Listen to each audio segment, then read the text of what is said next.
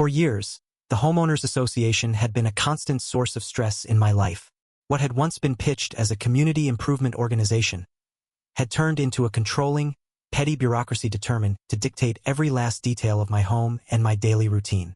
From the color of my mailbox to the height of my grass, there wasn't a single decision I could make without someone from the board leaving a note on my door.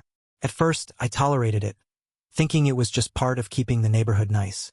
But over time, it became clear that some people in the HOA thrived on power for its own sake.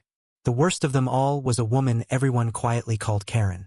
She was the unofficial enforcer of the HOA rules, even though she wasn't the president, or even on the board most of the time. She didn't need an official title. She acted like she owned the place anyway. Karen roamed the streets with a notebook in hand, jotting down infractions to report at meetings. If your trash bin was visible for even a minute past pickup time, you could bet she'd have a photo. If a delivery truck lingered in your driveway, she'd corner the driver and demand answers. First, I ignored her. Life was too short to fight over lawn ornaments and holiday lights. But eventually, she went too far. She started knocking on my door, questioning who visited my house. She complained when my daughter parked her car in front of our own home. She even accused my wife of leaving a non-compliant garden hose visible from the street. It wasn't just inconvenient, it was harassment. After one particularly heated HOA meeting where Karen loudly berated me for having the wrong shade of beige on my garage door, I reached my limit. I started researching my options, wondering if it was possible to leave the HOA altogether. Most people think it's impossible, that once you buy into an HOA, you're trapped forever. But after consulting with a property lawyer and reviewing the original neighborhood documents, I discovered something surprising. My section of the subdivision had been annexed by the HOA years ago, but it wasn't legally binding. With some paperwork, I could opt out entirely. It took months of back and forth with the lawyer, filing forms, and proving that my property deed predated certain HOA amendments. But eventually it happened. I was free. My property was officially removed from HOA jurisdiction. No more fines. No more warnings. No more Karen. Or so I thought. The day I posted a small notice on my door stating that my property was no longer subject to HOA rules, Karen showed up. I could see her standing on the sidewalk, staring at the paper with that self-righteous scowl she always wore. She pulled out her phone and started snapping photos, shaking her head like I'd personally insulted her. I didn't engage. I didn't even open the door. I thought if I ignored her long enough, she'd eventually go away. But Karen was not the type to back down. Over the next few days, I noticed her car parked near my driveway at odd hours. She slowed down whenever she passed my house, glaring as if she was daring me to confront her. When I mowed my lawn, she stood at the corner, arms crossed, watching me. Even my neighbors started whispering, wondering what I'd done to get on her bad side. The final straw came one Saturday morning. I was fixing my fence in the backyard when I heard voices out front. By the time I walked around, Karen was standing with two other HOA busybodies, pointing at my house and arguing about how no one should be allowed to just leave the HOA. They spoke loudly on purpose, making sure I heard every word. One of them even suggested calling the authorities to check if what I did was legal. I didn't confront them. I went back inside, heart pounding with frustration, and tried to focus on something else. But in the pit of my stomach, I knew Karen wasn't just bluffing. If she couldn't control me through HOA rules, she'd find another way. The call came later that afternoon. I didn't hear it at first because I was working in the garage, but my wife answered the door. It was two uniformed officers, asking questions about disturbances reported at this address. Apparently someone, I wonder who, had claimed that I was hosting loud parties and possibly violating city ordinances. I knew immediately this was Karen's handiwork. She had escalated from petty notes to weaponizing the police. Thankfully, the officers quickly realized nothing was wrong. No party, no noise, nothing even close to illegal. They left without issue, but the message was clear. Karen wasn't going to stop until she got her way. As I closed the door behind them, I couldn't help but feel a mix of anger and dread. I had expected complaints, maybe even lawsuits, but I hadn't expected her to outright lie to law enforcement. What I didn't know then was that this was only the beginning, and that Karen's next move would backfire spectacularly. Because the next time she called the cops, the responding officer would be my son. After the first false report, I thought Karen might have satisfied her urge to meddle. I was wrong. If anything, the fact that the police left without issue only emboldened her. It was as if she realized she couldn't control me through HOA regulations anymore, so she decided to attack from another angle, using intimidation and disruption to make me miserable. The next week, her surveillance of my property became almost obsessive. Every time I stepped outside, she appeared, either standing on the sidewalk or parked in her car a few houses down, pretending to check her phone while watching me out of the corner of her eye. When delivery drivers pulled into my driveway, I noticed her jotting down license plate numbers. Packages that arrived at my door mysteriously went missing, and I had no doubt she was behind it, though I couldn't catch her in the act. Even my neighbors, who had once whispered sympathetically about her antics, started keeping their distance. Karen was skilled at spreading rumors. I overheard people saying I was trying to cheat the HOA, that I wasn't paying my fair share, and even that I had illegal modifications to my home. None of it was true, but gossip has a way of sticking, and the atmosphere around the neighborhood turned icy. I was suddenly treated as an outsider in my own community, all because I'd exercised a legal right to leave an overbearing organization. Then came the second visit from law enforcement. This time, Karen had claimed I was running an unlicensed business from my garage. According to her report, I had customers coming and going at all hours of the night. When the officers arrived, they seemed almost apologetic, clearly aware that the call was frivolous. My garage was clean and empty, save for the usual tools and storage boxes. They left quickly, but the inconvenience stung. Karen wasn't just wasting my time. She was wasting police resources, dragging them into her personal vendetta. I tried to document everything. Her presence outside my house, her false reports, even the notes she sometimes left on my mailbox with veiled threats about consequences for noncompliance. My lawyer suggested filing a harassment complaint, but without direct evidence linking her to the police calls, it would be difficult to make a case. Karen was careful to stay just inside the lines of plausible deniability. But behind closed doors, she was bragging. A friend of mine who still attended HOA meetings told me Karen openly discussed teaching me a lesson and showing the whole neighborhood what happens when someone thinks they're above the rules. She had turned me into her personal crusade, and now it wasn't just about enforcing regulations, it was about humiliating me. The tension reached a breaking point on a quiet Sunday afternoon. I was trimming hedges in the front yard, trying to keep to myself, when Karen marched up the sidewalk with a clipboard in hand. Though I couldn't hear her words, I could see her pointing at my house, gesturing wildly as if she were presenting a case to an invisible jury. She paced back and forth, muttering and shaking her head, occasionally glancing in my direction with that familiar look of disdain. Within an hour, I saw her make a phone call. She stood at the corner of the street, pacing like a hawk ready to strike. A sinking feeling formed in my stomach. I knew exactly what she was doing. Sure enough, 30 minutes later, a patrol car rolled slowly into the neighborhood. But this time, something was different. Instead of the usual local officers, the man who stepped out was someone I knew very well, my son. He had recently joined the force and was still in his probationary period, but he wore his badge with pride. He had no idea the address he was responding to was his parents' house. As I watched him walk up the driveway, a flood of conflicting emotions hit me. On one hand, I felt proud. Proud to see my son serving his community, proud of how confident and professional he looked in uniform. On the other hand, I felt anger, not at him but at the situation. Karen had dragged my family into her war. She'd called the police yet again, likely spinning some story about illegal activity or a disturbance, and now my own son had to deal with it. From a distance, I could see the moment he recognized me. He froze for a split second, then maintained his composure, continuing the approach with professional calm. Karen, meanwhile, came rushing out of her yard, waving her arms and pointing at me as if she'd just caught a criminal in the act. She was clearly unaware that the responding officer was my son.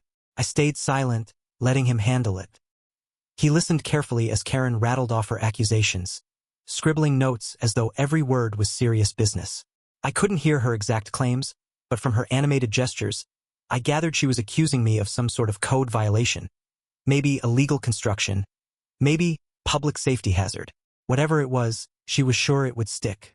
But then something unexpected happened.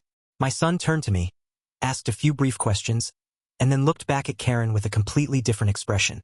The professional courtesy drained from his face, replaced by something colder. He reached for his radio and called in a quick report, his eyes never leaving her. Karen looked confused at first, then visibly nervous as he explained something firmly. I didn't know the details yet, but later I would learn that she had crossed a legal line this time. The false report she filed wasn't just a nuisance. It was classified as making a fraudulent statement to law enforcement, a charge serious enough to warrant immediate action. My son confirmed her identity, checked the call records, and verified that she was the one who had repeatedly made baseless complaints. What happened next stunned the entire neighborhood. Word spread quickly through the neighborhood that the police were back at my house, and curious eyes began peeking out from behind curtains and around hedges. This wasn't the first time Karen had summoned the authorities, but something about this visit felt different. My son's presence, unknown to everyone except me, added an unexpected twist that none of them could have predicted. Karen, oblivious to the connection, continued her tirade. She was animated, pointing at my driveway, gesturing at my garage, and shaking a folder of evidence she had cobbled together. Photos of my yard, copies of HOA rules that no longer applied to me, and handwritten notes of supposed infractions. To anyone watching, she looked like a prosecutor presenting her case in the court of public opinion. But my son wasn't buying it. His training had taught him to spot inconsistencies, and Karen's story was full of them. She claimed I had construction crews working illegally at all hours, yet there were no trucks, no tools, and no noise. She insisted I was running an unauthorized business, but there was no sign of any activity at all. Her words didn't match reality, and her escalating tone made her look less like a concerned neighbor and more like someone with a personal vendetta.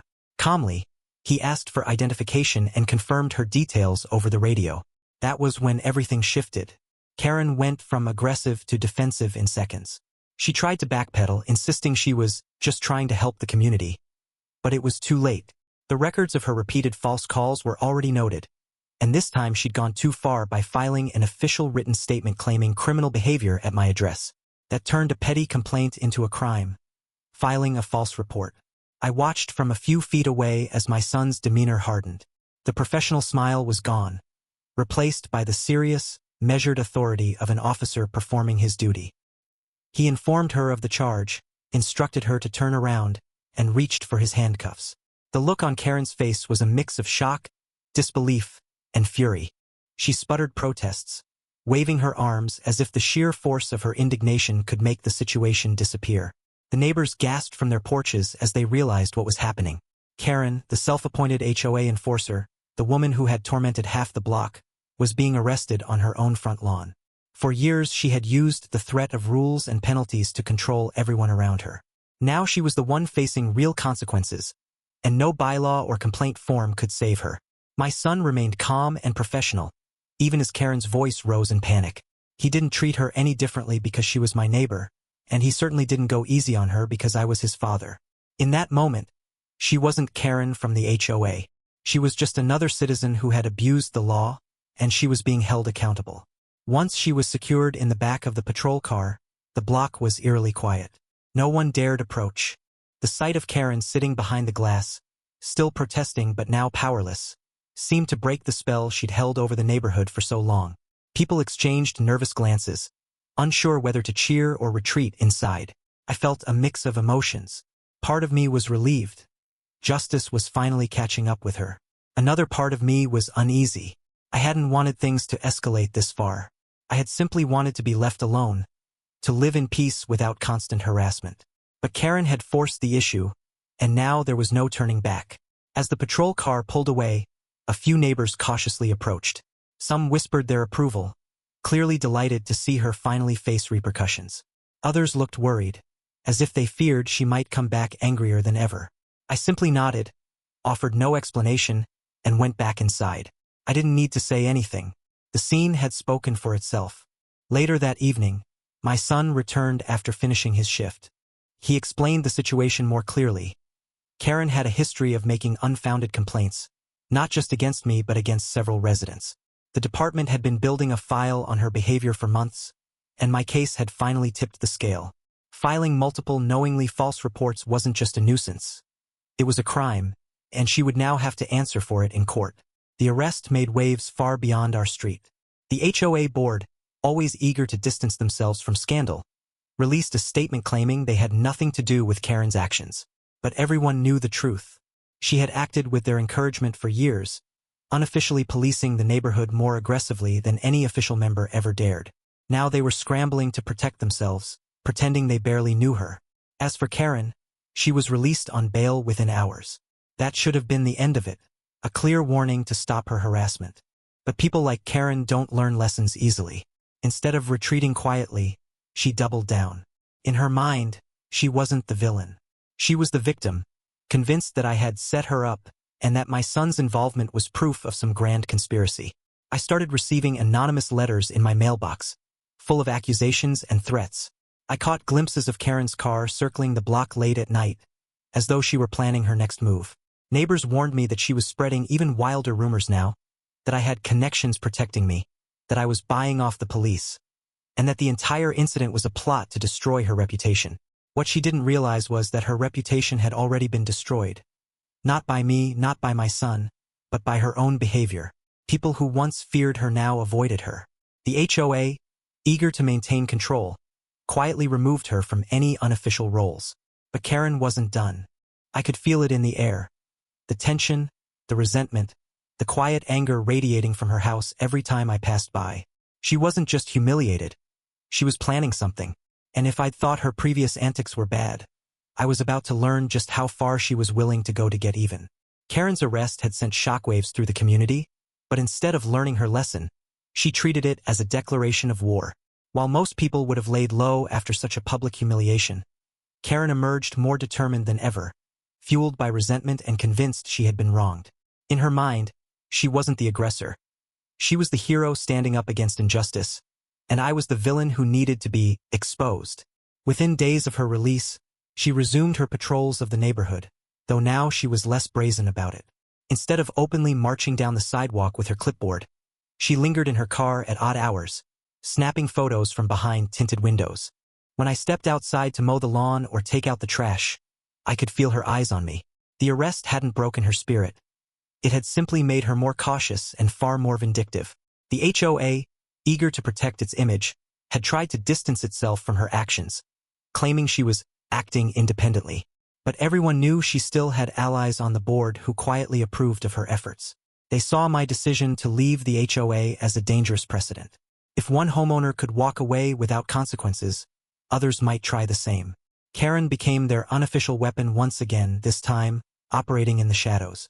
Strange things started happening around my property. My mailbox was vandalized twice in 1 week. My garbage cans were mysteriously knocked over during the night. A city inspector appeared at my door after an anonymous complaint about unsafe wiring, only to leave shaking his head when he found everything in perfect order.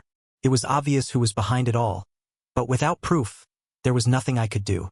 Neighbors who had once been friendly now kept their distance, afraid to get caught in the crossfire. Some believed Karen's rumors, others simply didn't want to become her next target. A few brave souls quietly expressed their support, but it was clear that the neighborhood had been divided into factions. Those who sided with Karen and the HOA, and those who were too intimidated to speak up. Meanwhile, Karen began using social media as her new battlefield.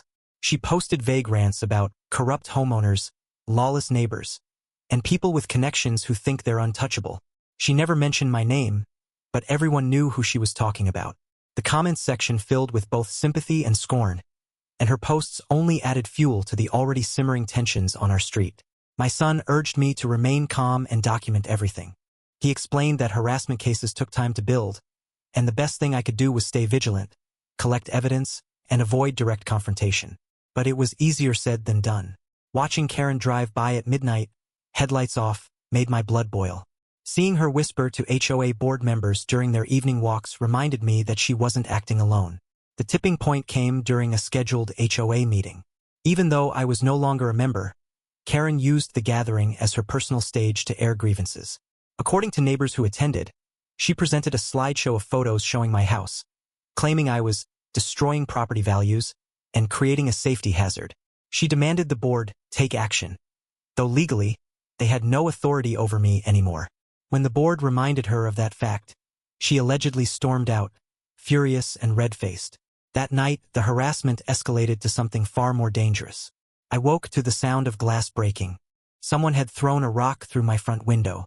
Though I didn't see the culprit, I didn't have to guess long. The timing was too perfect, the message too clear. Karen wasn't just trying to annoy me anymore. She wanted to scare me into leaving. The police arrived quickly, but without a witness or video footage, there was little they could do besides take a report. I installed security cameras the next morning, determined to catch her in the act if she tried anything else. It felt like fortifying a house in enemy territory. Karen's fury only grew when she saw the cameras go up. I caught her slowing her car to glare at them, lips pressed into a thin line. She knew I was gathering evidence, but instead of backing off, she doubled her efforts. More complaints were filed, more inspectors appeared at my door, and more hostile notes landed in my mailbox. Through it all, my son remained my greatest source of reassurance. He reminded me that the law was on my side and that Karen's behavior would eventually catch up with her. Still, I couldn't shake the feeling that we were heading toward another major confrontation. One that would make her first arrest look tame in comparison. The neighborhood, once quiet and peaceful, now felt like a powder keg waiting to explode. Karen had lost her public authority but gained a new kind of power, the power of fear. Everyone knew she was unpredictable now, operating with nothing left to lose. As I reviewed the footage from my new cameras one evening, I saw something that made my stomach turn. Karen wasn't just passing by anymore. She had walked right up to the edge of my property line, staring directly into one of the lenses, as if daring me to stop her. In her hand, she held a stack of papers. More complaints, no doubt, and her face was twisted in rage. This wasn't just harassment anymore. It was an obsession, and it was only a matter of time before she crossed another line. One that even her allies on the HOA board wouldn't be able to ignore. By the time winter rolled in, the tension on the block had become unbearable. What was once a neighborhood where people waved while mowing their lawns had turned into a silent standoff. Doors closed faster when I walked by, blinds shifted as I passed, and Karen's car seemed to appear at every corner, like a shadow I couldn't shake. The cameras around my property captured her more than once, creeping just outside the boundary of my yard.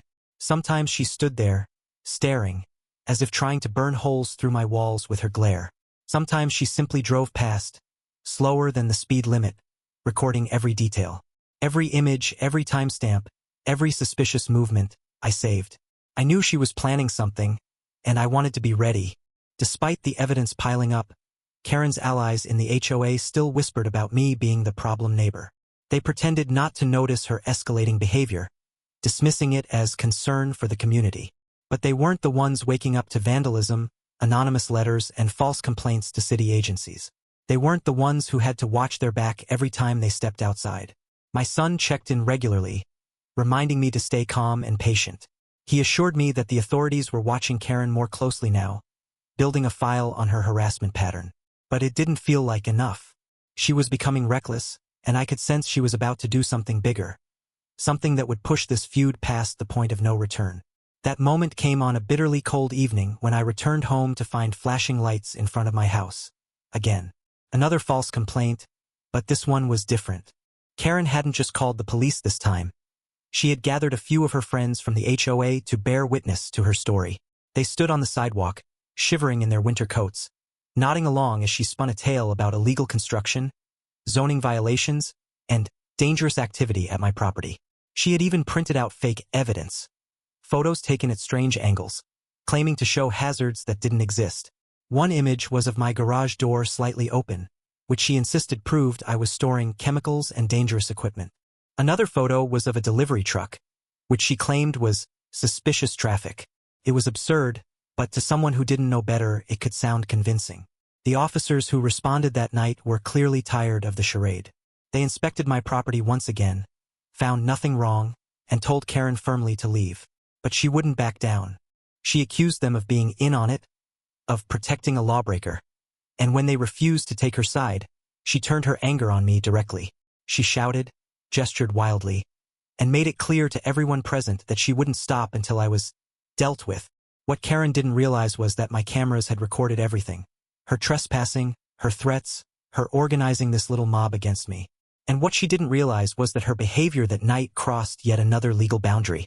Harassment and false reporting were one thing, but inciting others to join her campaign turned it into something more serious. My son reviewed the footage personally. Though he couldn't be directly involved in the case for obvious reasons, he passed it to his department, and they began preparing for the next steps. The police weren't just responding to complaints anymore. They were actively investigating her. But Karen wasn't done. Humiliated again, she doubled down. A week later, she filed yet another formal complaint, this time claiming I was operating hazardous equipment in violation of city codes. She even went as far as to claim that she smelled gas leaks coming from my house. That lie was dangerous.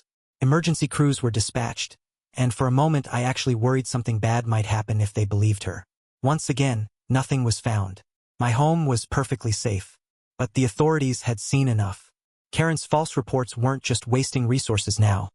They were putting lives at risk by diverting emergency services away from real problems. The neighborhood watched as the investigation turned toward her. Rumors swirled. Some residents whispered that Karen was losing her mind. Others still believed her, clinging to the idea that she was fighting for the good of the community. But most people stayed silent, waiting to see how far she would go before it all collapsed around her. That collapse came faster than anyone expected. On a quiet Saturday morning, Karen made her boldest move yet. While I was out running errands, she trespassed onto my property and tried to plant evidence. A few containers of chemicals she had taken from her own garage. My cameras caught everything. Her walking up the driveway, setting the items down, and taking photos as proof of her fabricated claims. She was so focused on her scheme that she didn't notice the motion-activated alerts pinging my phone in real time. By the time I returned home, a patrol car was already waiting. But this time it wasn't to question me. They had reviewed the footage I'd sent from my phone. They knew exactly what Karen had done. The same neighbors who had once cowered under her watchful eye now stepped outside to witness the scene. Karen stood on my driveway, still holding her phone, trying to stage her photos when the officers approached her. Confusion flashed across her face, then panic, as they confronted her with the evidence. And then, just like before, fate delivered a twist Karen never saw coming. The lead officer on duty that morning was my son. He didn't hesitate. He listened calmly as she tried to spin another wild story, then informed her that she was under arrest. Again. This time for trespassing, evidence tampering, and filing fraudulent reports.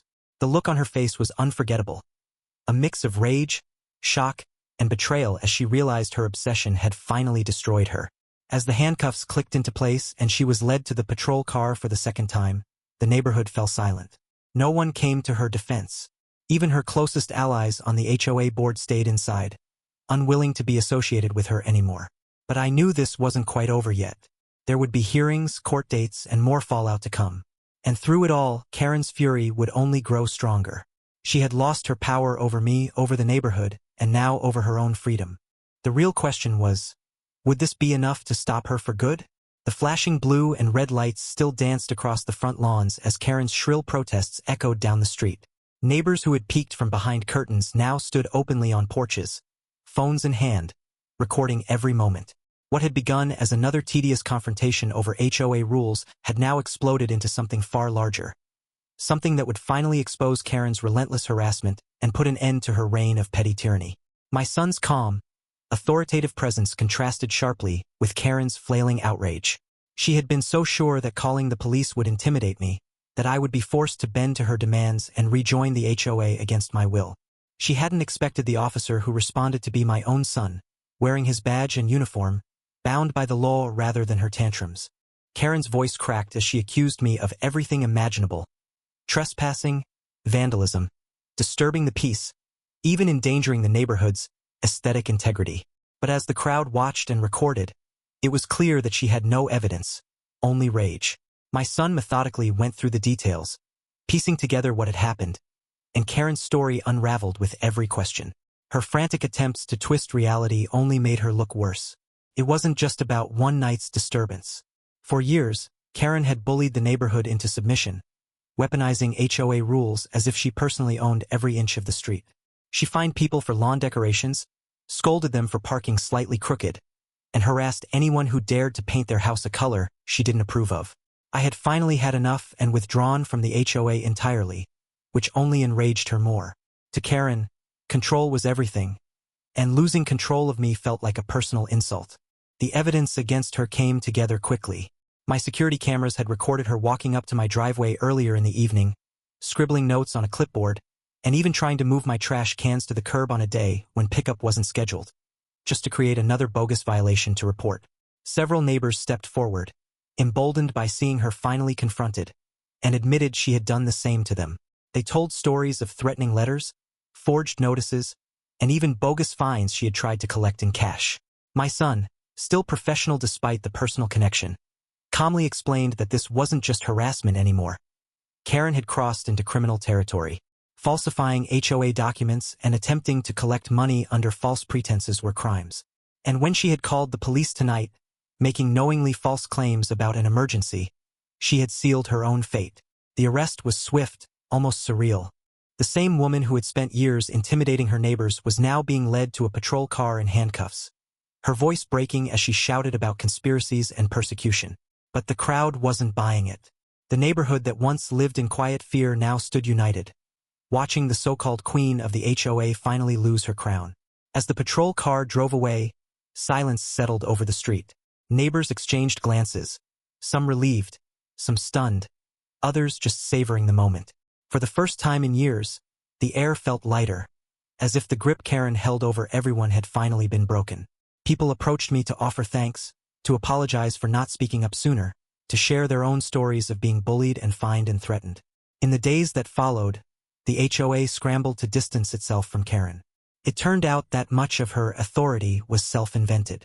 While she had been an active member of the HOA board, many of the fines and letters she sent out weren't authorized by anyone else.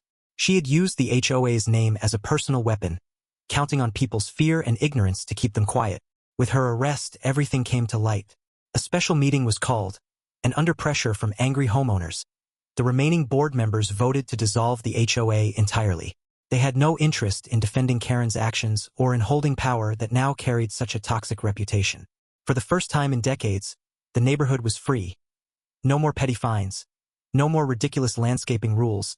No more fear of opening your mailbox to find another threat from Karen. The house that had once been my burden now became a place of peace again. I could paint it the color I wanted, park my car where I liked, plant the flowers I chose without worrying about a letter in the mail. And best of all, I no longer had to live under the shadow of someone else's obsession with control. Karen's case dragged on for months, filled with court appearances, news coverage, and plenty of neighborhood gossip. She tried to portray herself as a victim of corruption, but the evidence, and the number of neighbors willing to testify against her, made it impossible to escape the truth. Eventually, she pled guilty to several charges, including harassment, falsifying documents, and filing a false police report. When the sentence came down, probation, fines, and a court order banning her from serving on any HOA board in the future, it felt like justice. It wasn't about revenge. It was about finally ending the cycle of abuse and intimidation. And as word spread, other neighborhoods began to take a closer look at their own HOA boards, questioning whether they too had given too much power to the wrong people. Standing on my porch one evening, I watched the sunset paint the street in warm colors. For the first time in years, there was no note taped to my door, no angry voicemail on my phone, no threats lurking in the back of my mind. Just peace, and the knowledge that standing up for myself had not only freed me, but also everyone around me. And every time I see my son in uniform, I'm reminded of that night. The night when Karen thought she could call the cops to scare me, and instead found herself face to face with someone she could never intimidate. The night when justice came wearing a badge, and the neighborhood finally got its freedom back. 15.